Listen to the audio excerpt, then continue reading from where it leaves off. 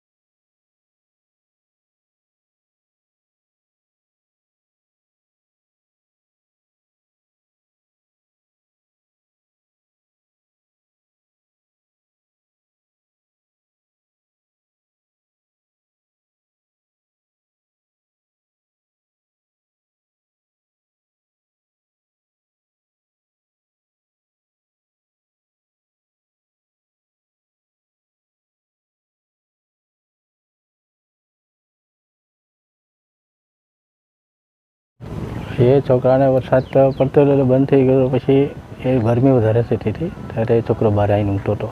હવે એ છોકરાને તે ઊંઘતા ઊંઘતા વાયર ઉપરથી નીચે પડ્યા એના પર અને છોકરો થઈ ગયો. એટલે કાયદેસરની કાર્યવાહી કરવાની છે. રાઠવા બલસિંગભાઈ સેંગલાભાઈ, તાલુકો છોટાઉદેપુર. રોજકુવા મુકામે બલસિંગભાઈ સેંગલાભાઈના સુપુત્ર નિલેશભાઈ ત્યારે એમના ઘરની પાછળ ગરમીના કારણે સૂતા હતા. ત્યારે લાઇટ જતી રહેતી હતી અને લાઇટ 5:30 વાગે જેવી આવી એવામાં વીજ કરંટ જીવતો એના પર છાતીના ભાગ પર પડતા તેઓને એકબીજા ઘરેથી બૂમ પાડતા અમે તાત્કાલિક આવી ગયા અને 108ને જાણ કરી અને પીસી ખાતે તેજગઢ લઈ ગયા અને ડૉક્ટર મૃત્યુ જાહેર કર્યું અને એમાં અમે કાયદેસરની કાર્યવાહી કરવા માટે આગળની કાર્યવાહી કરેલ છે.